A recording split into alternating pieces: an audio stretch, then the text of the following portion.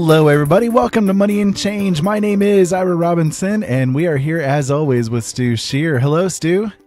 Hey, Ira. How you doing on this spring day? Not too shabby at all. It's been a really good day, and I'm glad to finally be over some of the sicknesses I've been going through. Oh, yeah. That stuff is going around. I'm sitting in meetings, and everybody is, like, hacking and coughing and sneezing, and I'm like, please stay away. Don't touch me. Keep your germs to yourself. You got it. I'm on all these different committees in town, and it's like, okay, Citizens Advisory Committee, how many people here have flu? How many people here have the hack? How many people have something that you don't know what it is? Then stay the heck away from me. You got it. You got it. It's that time of year. Well, I've got some interesting stuff today. I've got a couple of things that'll really make you think a little bit. But before we do, we always do shout outs. And we always do one for the University of Findlay at www.findlay.edu. And that's where they equip their students for meaningful lives and productive careers. And a big shout out to Shana Knack, K-N-A-C-K, who works in the development department up there. And she sent me a real nice birthday card. Believe it or not, my birthday's Sunday. So I get this nice official card from the University of Findlay, and I'm thinking, they want money, don't they? No, it was a nice card from Shana, so I got a pat her on the back for remembering this old fart. Well, also, Show Us, Don't Tell Us. They're back on the air. They finally got something going here. They had equipment problems, and I guess you were helping them too? Yes, sir. I got them fixed back up again. Well, I didn't know what to do, and, Mike was asking me, do you know anything? No. No, I don't. I'm not a techie. I'm a computer person, but I'm not that literate. So, anyhow, they're finally up. So, a good show Monday nights from midnight to 3. And Show Us, Don't Tell Us with Skills and Mike. Also, the L&M Radio Network that we're on, we got to give a big shout out to Michael Vera and everybody on L&M Radio Network. And we've been doing this now for 4 long years. Actually, it's been fun over the 4 years. And hopefully we do another 4 years. Also to Open Eyes Network. And we're on YouTube. How do they get to YouTube to listen to the show? So that's youtube.com/C/Open Eyes Network. If you guys put that into your URL, you will get right to our channel. Well, that's good. Now they can listen to Money and Change. They can indeed, as well as all the other shows I have on that channel. All of my shows that I do are published on there every time. And it's always there. So, catch up on it. We've also got a big shout out to WCET in Columbia, South Carolina. They're picking up the show on FM 101.7 in Columbia, South Carolina. And that's fantastic. Also a big shout out to Rusty Duck's Custom Pens. You'll find them on Facebook.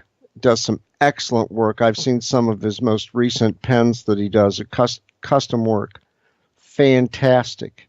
And if you need to get a hold of him, you just go to Rusty, that's RUSTY, Custom Pens on Facebook. And if you want to email him, it's phil@rustyduck.com. Well, that's the shout-outs that I've got for this week. But, before we do the show, we always have to do a disclaimer. And the information contained in this presented material is from the posting of news agencies. Nude agencies? Oh, my God.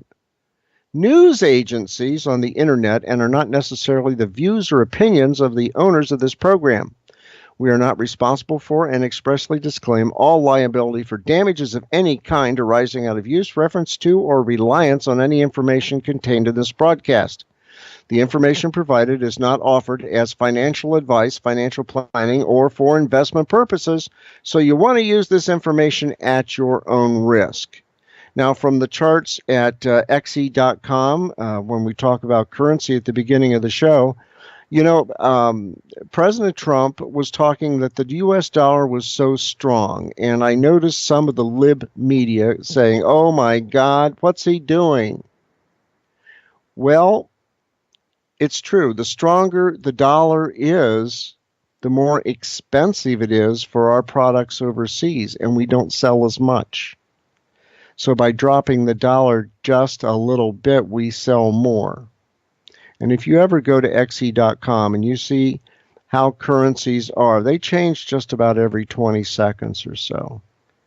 Sometimes faster than that. And a lot of it's automatic algorithm trading, which is pretty fast for a common person to keep up with. But you take a look at the currencies that are out there, and if our currency gets a little bit weaker, then we sell more product. We sell more product, we make more money. The higher it is, we don't make that much money because people couldn't afford to buy the product. Well, with the euro, hey, it stayed the same. It's at $1.06 to the U.S. dollar. The Great British Pound, it went up a penny. It's now $1.25 to the U.S. dollar. The Canadian Australian dollars are at 75 cents. And that's strange to have them both at that amount, but, you know, hey, that's the way it goes. The Japanese yen is still 9/10 of a cent. The Swiss franc is still at 99 cents. The Chinese yuan went up 1/10 of a cent. It's at 14.5 cents to the dollar. The Kuwaiti dinar stayed the same from last week, $3.27. The Vietnamese dong, hey, it went down a little bit, about 37 to be exact. It's at 22,670, so the wheelbarrow got just a little bit lighter. Bitcoin, wow, last week Bitcoin was $1,185.63 for one Bitcoin.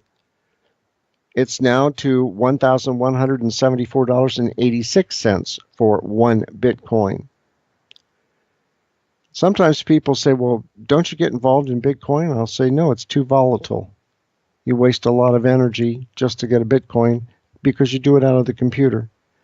And if things fail electronically or somebody runs off with the electronic money that's up there in the air, you're out of luck. Or as some people would say, SOL. Well, gold is going up in value. Last week it was $1,252.12. It's now at $1,287.84 an ounce. Silver also went up. It's up to $18.52. Platinum also took a jump. It's up to $972.21 an ounce. Why is it going up? It has to do with what's going on in the world. People are looking for safe havens to put their money. And like we have always said this in the past, never buy a gold or silver certificate. It's just a piece of paper. They may have to give you your money when you present the certificate, but if a catastrophic event happens, the SHTF, the crap hits the fan, and you go to get your money, they could say, well, sorry, we're out of business, and all you're left holding is a piece of paper that is now worthless, and try suing to get it back. So if you're going to buy precious metals, and it's a hedge on the future, you want to get physical gold and silver. Don't go out and buy the big ingots. I mean, how are you going to trade that? You know, I could see me going into Kroger's or going into Myers and buying a whole bunch of groceries, and they'll say, well, what do you got? Well, here, take this big gold ingot. I don't know how much they weigh, but they're heavy.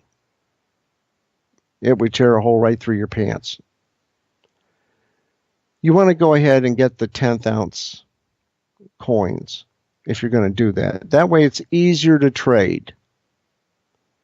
Same thing with the silver. You get the silver dollars, and those are really good to use. So just a word to the wise on that. And palladium, well, it took a dive. Palladium went down to $795.47. I don't know why it took a dive, but it did. Well, we have something to tell everybody that's kind of an emergency situation here. Up in Indiana, in Portage, Indiana, it just popped up on Zero Hedge. Said multiple Indiana beaches have been shut down following a spill of wastewater containing hexavalent chromium, which is a highly toxic chemical linked to cancer. The United States Steel Company reported the leak occurred Tuesday during an equipment failure at its Portage, Indiana plant, a lapse that resulted in a chemical leak into the waterway that forced the shutdown of a drinking water intake along Lake Michigan and several nearby beaches. And that was according to the Northwest Indiana Times. Now, the local outlet, the Indy Channel, also commented on the circumstances, acknowledging the release of hexavalent chromium into the water. And it said the USS Midwest plant reported that they had a spill into the Burns, B-U-R-N-S, waterway Tuesday afternoon. The Environmental Protection Agency says the spill contained hexavalent chromium from the U.S. Steel facility in Portage, Indiana. And the leak was as a result of a malfunctioning pipe, and an expansion joint failed, and all this stuff spilled out into the water. Now, the Burns Reservoir, or the Burns waterway, is basically 100 feet from Lake Michigan. So any water intakes around that area, you shouldn't be drinking water from there at all. And they closed down the beaches. So, the hexavalent chromium carries a lot of health risks, according to the Occupational Safety Health Administration, which is better known as OSHA. And the risk of lung cancer in workers who breathe the airborne hexavalent chromium, irritation or damage to the nose, throat, and lung or respiratory tract if it's breathed at high levels, and irritation or damage to the eyes and skin if hexavalent chromium contacts these organs in high concentrations. So, hey, if you're in the Portage area, stay away from the lake. If it were me, I'd be checking with the local water plant to see if the water is safe to drink. If it's not safe to drink, you better have some water stored at home or bottled water. And we've talked on Money and Change several times about what do you do in an emergency. Well, this is an emergency because your water's affected. So you want to pay down your bills, put some money aside, get some long-term storage foods, and you can get them from Costco or Pilgrim's Pantry, I believe is what it's called. Or there are a lot of other places for long-term storage foods that will last 25 years. Also, make sure you have plenty of meds and vitamins, okay? And ways to treat water and to store water. It's important because an event like this happening, okay, you have a problem with your water, where are you going to go? You go to Kroger's, you stand in line for water, and guess what? They're sold out. Now what do? Oh, well, we'll just go to Myers. So you drive over to Myers, their water's gone. Now what do? So if you don't have water at home, and that's one of the main things that we need to have on this earth besides food, oxygen, and water and shelter, if you don't have it, you're in trouble. And if you're going to wait for the government to bail you out, think of Katrina and all the problems they had with that. You've got a long wait ahead of you. Oh, yeah, and there's no Superdome for everybody to use as a human toilet. So, you've got a problem there with the water part. So if you're living in Portage, Indiana, okay, along Lake Michigan, or in Ogden Dunes, or Cowles Bog Beach. Now that's a name, a bog beach. You don't want to drink the water. You don't want to go in the lake. So that's a heads up, okay? So that's the emergency news for today. And have you ever heard of a MOAB? Indeed. That's the acronym for Mother of All Bombs. Yeah, and that just popped up in Zero Hedge. And I also listened to it on the radio as I was driving today. And I think it was Rush Limbaugh had it on his show. And not that I listen to him all the time, but I keep it set on a certain local channel in Dayton, Ohio. And if there's an emergency or something, I'm listening to all the local news. But he mentioned the Moab. And the U.S. finally dropped one at 7 p.m. local time on Thursday. The United States military uses GBU 43, massive ordnance air blast bomb, better known as the mother of all bombs, or Moab. It's a 21,000-pound bomb that was dropped in eastern Afghanistan. I'll tell you what. Back in 2003, I was in Clearwater Beach, and things hit the paper, and it said, you're going to hear a boom sometime today, or as the Italians would call it, a big boom. I'm not kidding. It was a big boom, and it was about 150 miles away from Clearwater, and we heard it. And it was about, I believe, about 11 o'clock in the morning. And it didn't shake the windows or anything, but you heard a big boom, and they had to explain it on the news at noon as to what the cause was. And that was the first test of it back in 2003. And I can imagine what it would be like if it was dropped right on top of you, because you would only hear the "ka," you would never hear the boom.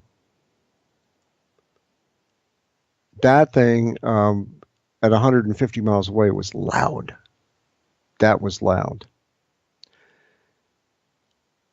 You take a look at different things going on, and you take a look at gold prices going up and silver prices going up and the value of the dollar coming down a little bit. There's a recession afoot. Everybody's talking about it. But then there's other things going on too.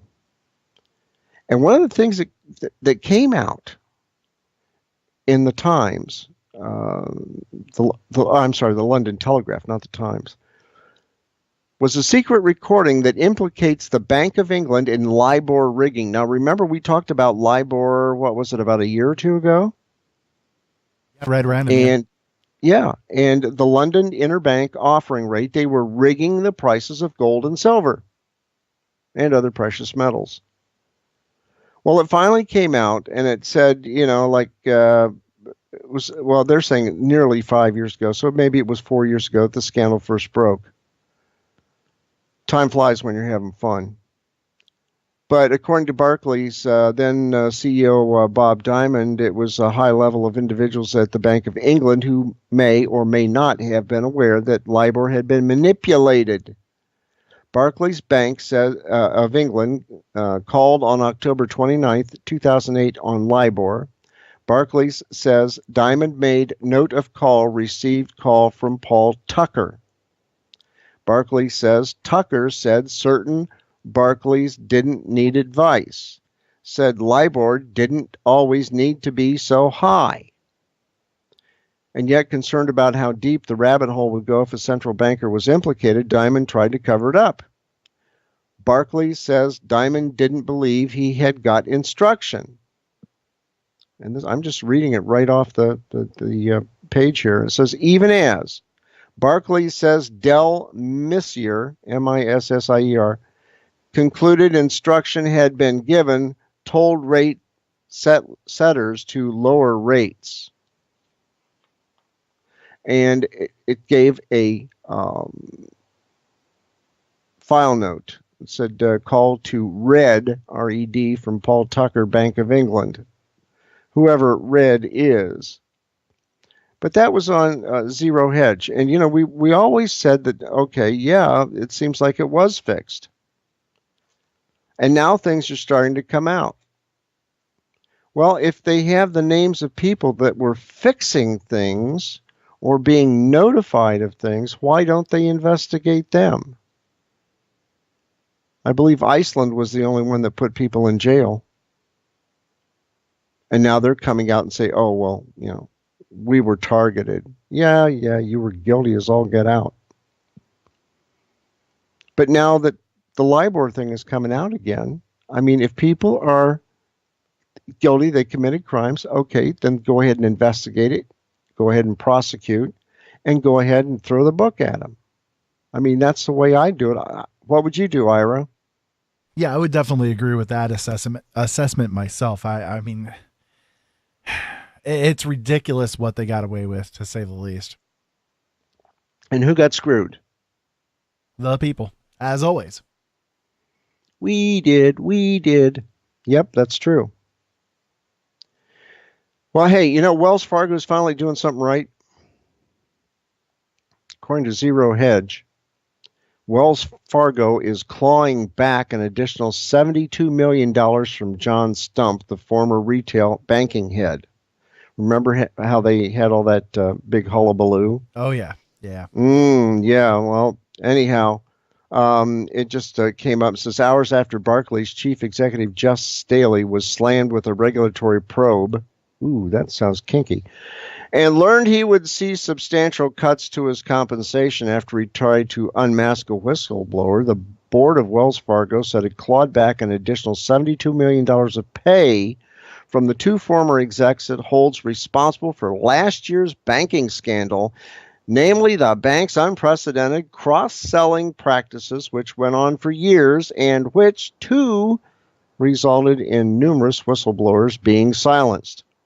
And according to a 113-page board committee report released on Monday, the directors of the bank decided to hold back more pay than disclosed last year from ex-CEO John Stumpf and former retail bank leader Kerry Tolstedt, that's Tolstedt, who departed the bank shortly before the scandal broke. Among the reasons summarized by the Wall Street Journal, the board felt misled about the extent of sales abuses that went back to 2002 and resulted in a $185 million fine and 2 congressional inquiries. Well, it clawed back an additional $28 million of incentive compensation paid in March to Mr. Stumpf under an equity grant made in 2013, and in September it announced $41 million in clawbacks from Mr. Stumpf. And Ms. Tolstedt, they're clawing back stock options worth about $47.3 million following a $19 million in earlier clawback activity. Okay, that's fine. Should they have gone to jail? Maybe. Should they be prosecuted? Sure. My opinion. Here the board of directors are saying, oh, we're just going to take this money back. Is that enough? Maybe not. So that's it on the banking scandals that we have. I always like to find a couple in there that we can talk about. But coming up, there's a recession afoot. And you can understand that when Ben Q, K-E-W, of Breitbart, wrote an article this week, says Mick Mulvaney, who is the Office of Management and Budget Director, orders federal agencies to prepare for massive cuts. And it said, Mulvaney's going to send a letter this week ordering federal agencies to prepare for massive cuts.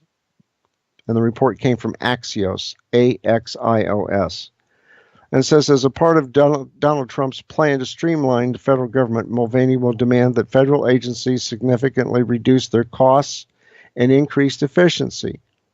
The reorganization will likely involve selling assets, laying off employees, and the cancellation of programs deemed unnecessary.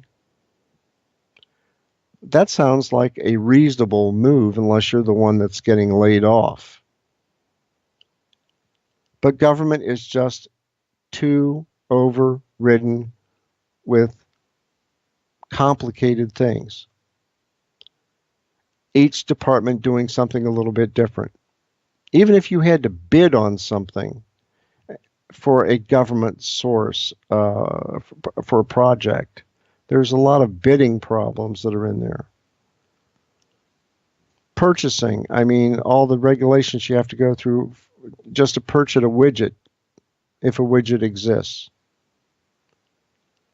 But I've heard horror stories of how the government says, well, you have to produce this one part for 10 years. So what happens if the part, let's say it's a ball bearing, isn't going to be used anymore? According to that contract, you still have to produce it. What if the design changes? You still have to produce it to government specs or bid on the new project. But Trump is trying to reorganize and make federal government more efficient. And there's a lot that can be done there. Now, I know if I would have gone in as the prez, I would have right off the bat told everybody there's going to be a 10% cut across the board, except for Homeland Security, Health and Human Services, and the Department of Energy. Department of Energy would have gotten another cut of probably an additional 10% beyond that. IRS, I would have given them a 20% cut. State Department, a 20% cut. But I just would make general cuts across the board and then let the agencies figure out how they're going to do it. And usually in state government, it would come down, well, there are going to be budget cuts and this, that, and the other. We're not going to get so much federal money, and we need to start conserving. Our directive from our directors for our agency was you be the best stewards of public money that you can be. No outlandish spending. You had to justify every expenditure, even though it could have been in federal funds and federal match, and not only state match, federal match, and then plus program funds. You had to spend your money wisely. And if you didn't, you had to give it back at the end of the year. And there was a big explanation to be given. Well, gee, our rule was you were to be spent within 1/10 of 1%. If not, it comes back, along with an explanation why you didn't do it. Then that money is doled out to other divisions within the agency. So you had to spend your money wisely. And in our case, we invested in equipment, which in turn gave us more income back into our state division. We made money, and we were very good at it. Well, you take a look at people talking about government shutdowns and, cutting back with Mulvaney. Well, in Zero Hedge, it came out, government shutdown odds are rising. Goldman warns. Well, that's Goldman's, we'll just call it Goldman Sachs Washington analyst Alec Phillips was turning that feeling. He was a little bit more pessimistic on the prospects that Trump's economic agenda will gain traction in Congress. And there's a possibility of a shutdown. There's always a possibility. The Republicans aren't going to spend a lot of money. They want to hold a budget. The Democrats, on the other hand, want to spend. That reminds me of a story of when, actually, it was an actual thing, when I was in a government class in high school. We had a student teacher. And he said to us, he says, we have federal debt. It's just money that we owe ourselves. And I asked him, I said, hey, Mr. Bruns, if we owe it to ourselves, then we ought to pay it back, shouldn't we? We should always be at a zero balance. He says, it doesn't make any difference. We just owe it to ourselves and put it back in a corner. Well, what if somebody buys that debt? Well, we still owe it to ourselves, he would say. Well, what if they call that debt money back in and we have to pay it and we don't have anything to pay with? That's a problem. And with the debt situation that's out there now, it's scary. It really is. I mean, we've got a lot of stuff going on.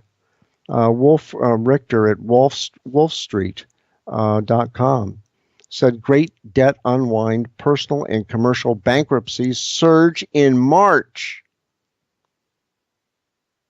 We got government shutdown, possibly. And that's the politicians. I think today I read something where the politicians in Washington are at about a 28% approval rating. Now, I'm not sure of that. I thought it should have been minus 28% because they haven't done anything for probably about the last 10, 12 years except take. So it's scary. It really is.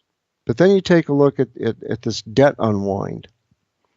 And Richter says commercial bankruptcy filings from corporations to sole proprietorship spiked 28% in March from February, the largest month-to-month move in the data series of the American Bankruptcy Institute going back to 2012. They're up 8% over a year. Over the past 24 months, they soared 37%. And at 3,658, they're the highest level for any March since 2013. Didn't we hear that some of the major stores are closing? Do you have H.H. Gregg in Indiana? Yep, we got I think 2 of the stores here in our town, and they're both shutting down, I think. Yeah, we have one here. It's closing. Small town of about 20,000 people, H.H. Gregg. It's closing. So you've got that going on. You've got, I believe, J.C. Penney is closing some stores. You've got some Sears stores that are going to reorganize a little bit. MC Sports locally is totally closing. I mean, they might have had maybe 12 stores, sports apparel, things like that. So they're going out of business. Gee, wasn't it Obama saying business was fantastic? And then after election, things start to go down the rabbit hole. Which is kind of what I was predicting, that by the time that Trump actually got into office, they'd start letting the snowballs fall down the hill. Well, you're being polite. You're being polite. But it's true. I mean, they're going to set it up so the next guy that comes in gets stuck with fixing everything. And way back when Nixon was around, it was the begetting of the presidency. One president begot the other. And look up the biblical sense and you'll understand what I'm talking about. So, you have blames on the oil bust in 2015, 2014. And now they blame the brick and mortar retail with decline, and they say, well, it's a shift to online sales.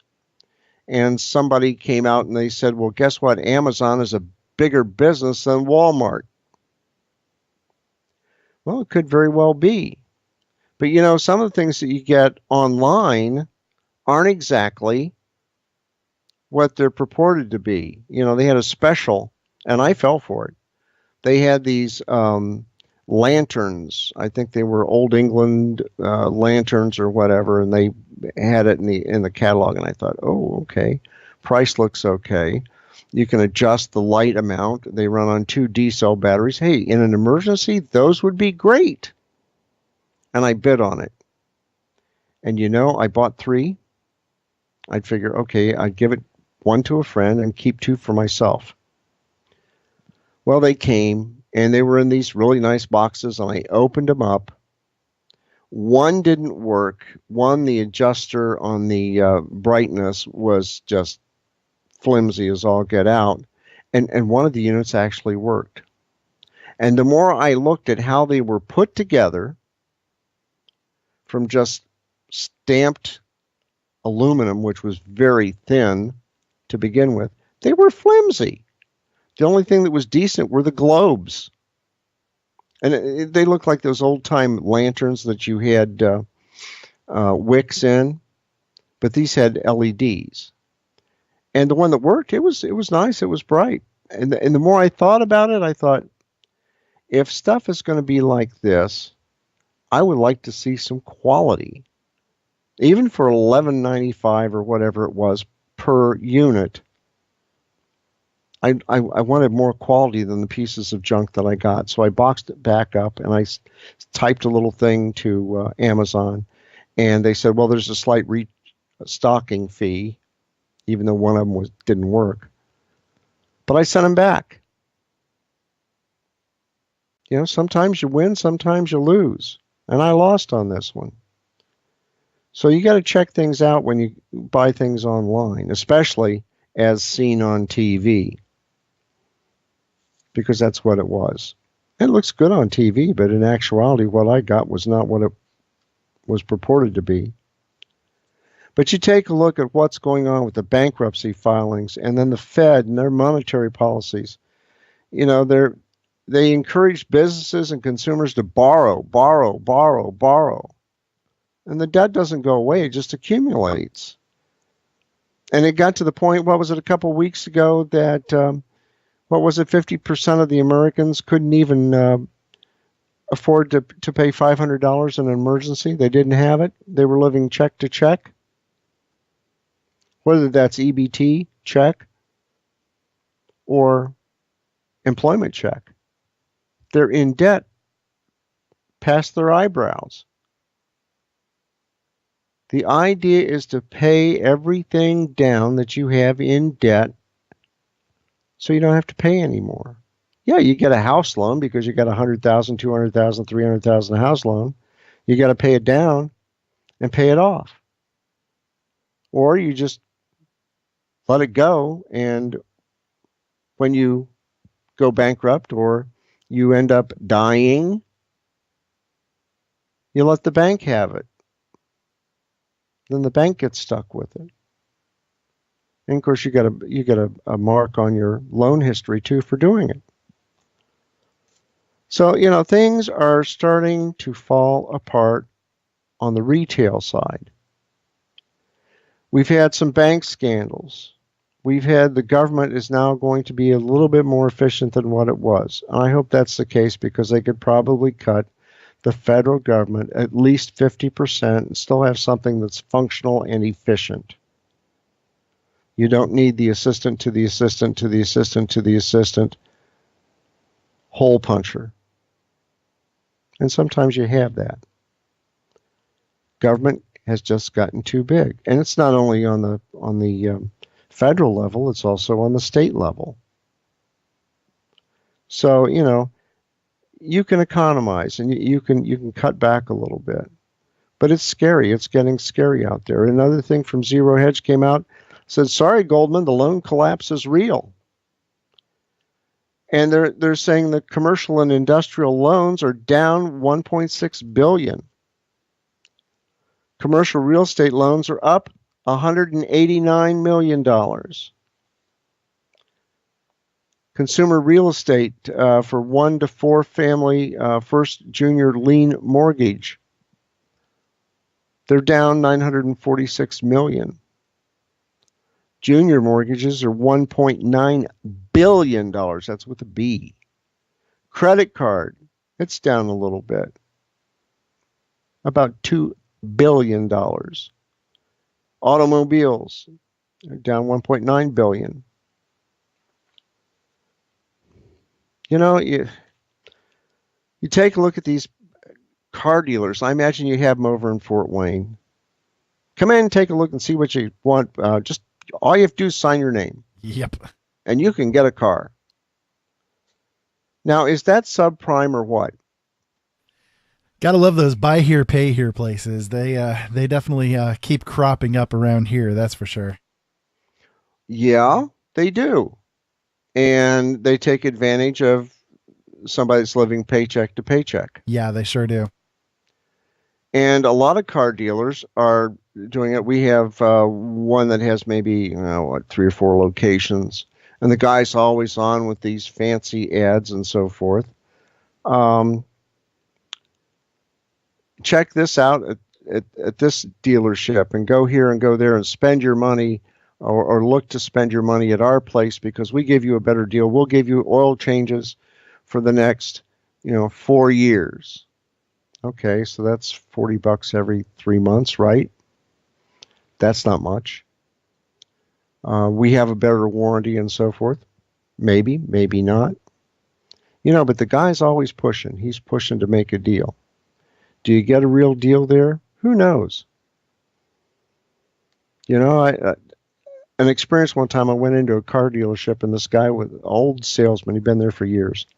And I started talking money to him, and he put his hands in his pocket. And the more I tried to get him to go down on the price, the more his hand was shaking so badly in his pocket, the change was just ringing. It was getting louder and louder and louder. And I tried to get the guy down to a reasonable price for the car, and he wasn't going to budge.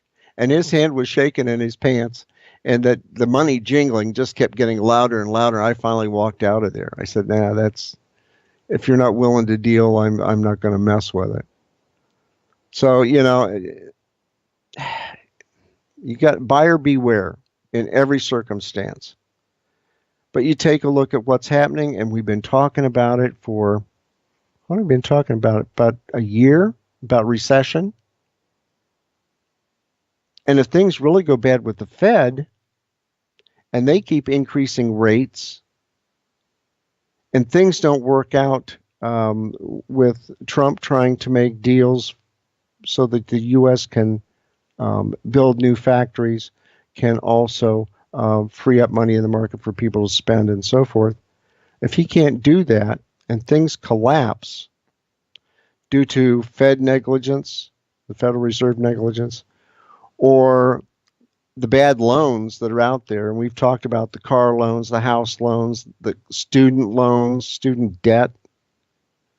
I had a friend of mine that his wife just passed away, and she still had $84,000 in student debt to pay off. That's scary. That's really scary. I really commiserated with them, and I said maybe they'll forgive that. But you take a look at all that stuff that's out there. Housing, get the housing bubble. It's scary, people. And if you're not preparing, you better go to moneyandchange.weebly.com. I'm serious. That's MONEYANDCHANGE.weebly. That's WEEBLY.com. You're going to learn a lot there. I post a lot of things every week. And I've got everything from our Money and Change blog, national debt and currency information, be prepared videos and links, depression living, how to cook during a depression, and a whole bunch more. And if you just go to that website, moneyandchange.weebly.com, check it out. Because if the SHTF happens and you're not prepared, don't say I didn't tell you so. There was an article that came on today from Joe Fox. And he said 10 things you should consider now to prepare for an emergency. If you were up in Portage, Indiana, and they said you had to vacate your premises, you had to leave, do you have a bug out bag? Do you have information about your house and so forth that you can take with you to prove that, hey, that's my house? Do you have food and water to last you for at least 3 days? The government's not going to help you. So you need to prepare, people. I mean, I'm serious. Get a bug out bag together. And we do have an article on how to do a bug out bag. We do have stuff on shelter and prepping because it's important. If an emergency happens and you're not prepared, you're in trouble, period. End of statement. So you ought to have water. You ought to have food. You ought to have your medicines. For diabetics, you don't have your medicine, it's an emergency, and you're out for 3-4 days and you don't have it, and you're a brittle diabetic, you're in trouble. You're dead. If you have to take pills or shots, make sure you're able to do that. If you're an asthmatic, you better make sure you have inhalers. Do you have shelter? Do you have a tent? Do you have a tarp? A lot of things to consider. Is your car in good working order? Do you have enough gas in the car? The one thing that when they were talking about the problems in Korea and their nuclear tests and so forth, the more I thought about it and I was reading about it, you know what I told myself?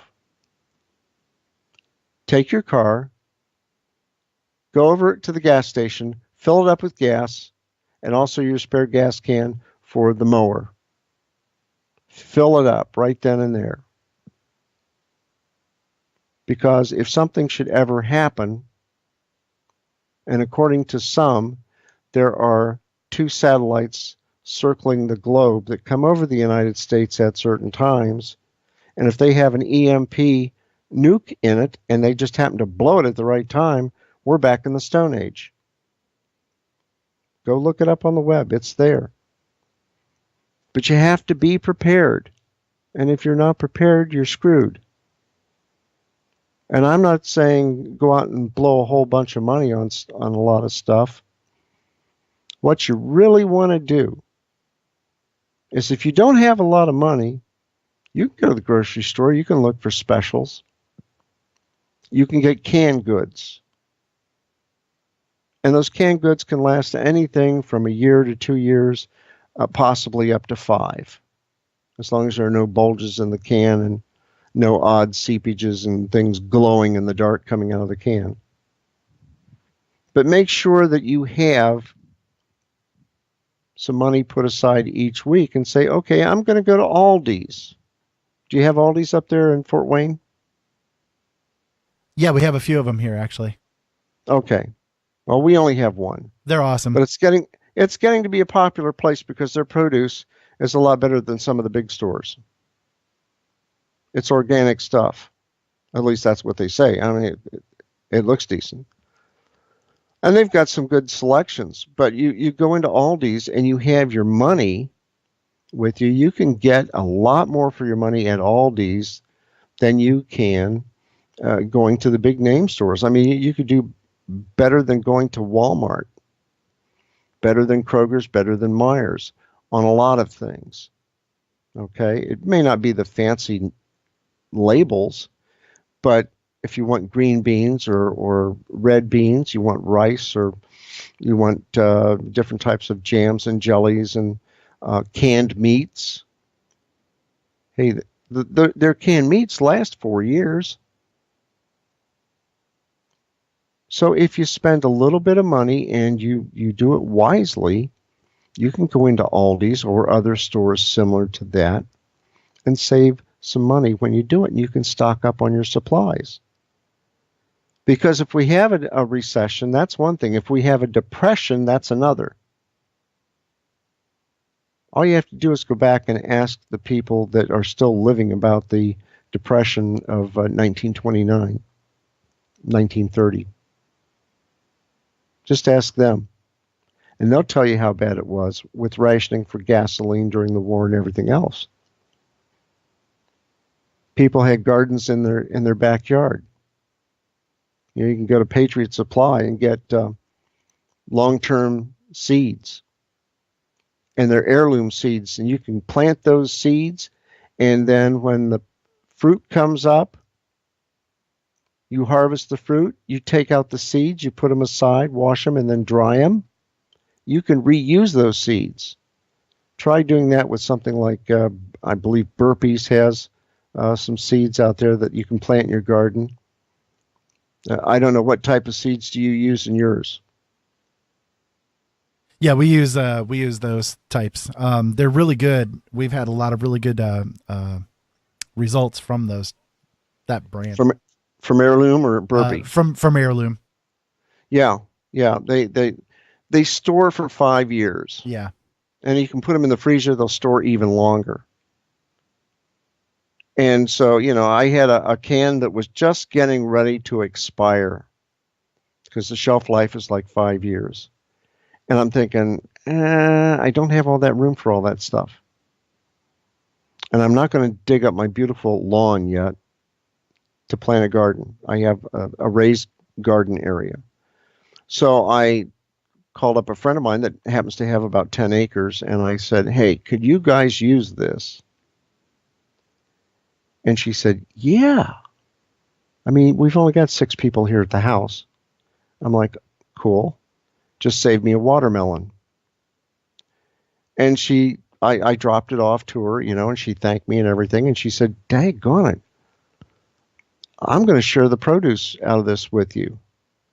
But she said, do I plant them all at once? I said, no, you can plant a little bit, grow it, save the seeds, use those seeds next year. You don't have to use them all this year. If you want to, you can. It's my gift to you. $29.95, such a deal from Patriot Supply. Heirloom seeds, and that's what you need to get, because if you go to Burpee, yeah, you get seeds that only last a year. They don't reproduce like heirlooms do. So just a word to the wise on that. But if we're going to get into a recession, that's one thing. We get into a depression, it's going to be even worse. And there was a chart, Fed is communicating a recession, and it's imminent, according to Chris Hamilton at the Economica blog. And there are charts there that are showing the Fed fund rate versus the 10-year Treasury rate. And the arrows are all pointing down, not up. Then you go to did you read anything about United Airlines? Yeah, I'm up on it a little bit. Just a little bit? Little bit. Did you see the video of them dragging that guy out of his seat? I did, yeah. He was a doctor. He had appointments he had to make. So they said. Then I saw pictures of him, slightly bleeding from the face because of the cops that took him off the plane. And, of course, none of the plane staff jerked him out of his seat. They had the cops do it. But you want to talk about a public relations nightmare that created? I think United stock stumbled, probably fell off a cliff. And then the guy that goes in that's trying to save the airlines, a guy by the name of Munoz, Oscar Munoz, M-U-N-O-Z, he'd been known for cleaning up messes left behind by others. And then he gets this PR disaster dumped in his lap. The guy paid for his ticket. Yeah, he was going to, I believe it was Louisville. And they run into a situation where they bump you. And they announce, hey, we're oversold, overbooked, whatever, and we'll just go ahead and people that want to volunteer, we're going to give you $300 plus a flight anywhere you want. And people just sit there because they know eventually it's going to go $600 and 2 flights to anywhere. And they're waiting on the best deal. And so now it was like, $600 and a flight. And nobody was biting. So then they turned it into the computer algorithm that picked people to be tossed off the plane. Only to come back later to find out they had 4 employees that needed to be on a flight so they could basically work another flight at some other airport. A lot of people got ticked about that. And you have all this video on YouTube. I mean, I've seen it. And it was a public relations nightmare. I mean, here you're Munoz, you're in there, you're trying to correct the deficiencies in a corporation, and then this has to happen. Now, I imagine the staff that was on that airline received probably some harsh words from the guy because they didn't think. And I've been on flights where they bump people. I've been on flights where the one lady was sitting up in the deluxe business class, and her kid was put back next to me, back in the cheap seats. And the stewardess comes back and she said, would you like to go up to business class? I said, why? She said, because the mother for this girl is up there and she's going to give that seat up to come back and sit with her daughter. I said, that's fine. I'll tell you what, it was worth the trade. I mean, they treat you right up there. All the drinks you want. They bring you a decent meal. I mean, they treat you hand and foot. They probably only have 4 rows of seats. Comfy as all get out. But then you get people that get bumped, and some people, hey, $1,600 and a free flight someplace. Yeah, you go to the highest bidder. And so, that's something to look at. But it's a big public relations problem with the airlines. Yeah, a very large series of very bad decisions, to say the least. Yeah, and there was Angela Griffin on the pilotwife.wordpress that came out, and she said, I know you're mad at United, but... And she said, if there's one thing I've learned over the years, it's there's always 2 sides to the story. And she mentioned the United Flight 3411. And, basically everybody's saying, oh, fire them all, let the gods sort it out later, And everybody would be appalled at looking at the video. But she said, if a federal law enforcement officer asks me to exit a plane, no matter how royally pissed off I am, I'm going to do it. And then seek other means of legal reimbursement. And she said, knowing what I know about airport security, I'm certainly not going to run back into a secured, federally restricted area in an airport, flailing my arms and screaming like a banshee, because, that just happens to be breaking a major federal homeland security law. If you want to take advantage of the services, she says, of what the airport provides, you got to play by their rules. You have to play by their rules. Things to consider. You can't just kick a paying customer off the plane. Well, if you look at the fine print, they can, and they can do it. It's not an airline specific rule. It's a commercial aviation rule that they can do that, because there's another important flight with maybe 300 other passengers that these people have to service. And so they're going to bump 4, pay them a little extra, and get those 4 people to where they need to be so that 300 people could be serviced.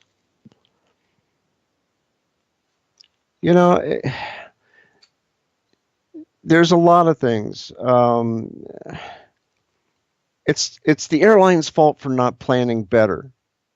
Well, you don't have any clue about the complexities of aviation travel. And there are about 1,000,001 things that can cause a crew shortage, including but not limited to weather, maintenance, connecting flight delays, weather, and FAA timeout regs. I think they can only be in the air, 8 hours or 10 hours most? Yeah. And then they have to park someplace. So yeah, it was really upsetting that they dragged the guy off. There would have been something better to do, maybe raise the ante a little bit and coax him off. But as a medical doctor, sometimes if you don't meet your patients, you have a problem. So, there's a lot of stuff that's going on. It's kind of strange. Somebody was talking about the harmonics of the Earth is changing. Well, I know at this point we're in the beginning stages of Mercury retrograde, so everything's bound to get all screwed up here. You're kidding. Nope. It officially starts Sunday. Oh, you mean we can't blame it on now? No, though the Mercury retrograde officially starts on Sunday, the lead up for it usually is about a week long. Oh, geez. So you'll start seeing the beginnings of it about a week before. Things are really going to get messed up then. Pretty much. And it goes till May 3rd. Oh, my God. Oh, we're in trouble now. We're also almost out of time. That's right. And the hints at some of the songs that were out there in 1960. Somebody wrote something and it said, Ringo Starr, I get by with a little help from my Depends. Or Roberta Flack sang the first time I ever forgot your face. Paul Simon said 50 ways to lose your liver. The Commodores came out with a song once, twice, 3 times to the bathroom. How about ABBA? If they wrote one about now and old people, it would be Denture Queen instead of the Dancing Queen. How about Leslie Gore? It's my procedure and I'll cry if I want to. Well, if you go to Death Valley, you will. Been there. Yeah, I know. There's a Death Valley in every town. Anyhow, Willie Nelson, my favorite. On the Commode Again. And those are the reworked songs for this year, going all the way back to 1960. Well, with that, that's all I have for this week. Just remember, people that are in Portage, Indiana, don't drink the water. Check it out. Make sure you're prepared. Donate to the show so you keep us on the air. I donate my time, my research, my lack of humor sometimes, but I donate that to the show, and hopefully I'm helping some people out there that are listening to what I have to say. I mean, it's important. I'm trying to help a lot of people. But to keep the show on the air, you do have to donate for the internet ISP charges and the electricity to put the show on the road. And we really appreciate that. Also, we appreciate everything at WCET FM 101.7 in Columbia, South Carolina. And with that, that's all I have for this week, and we'll talk with you next week. Sounds great, Stu. Thanks for everything that you do. Everybody else out there, have a great week, and we will talk to you again soon. Be safe, everyone.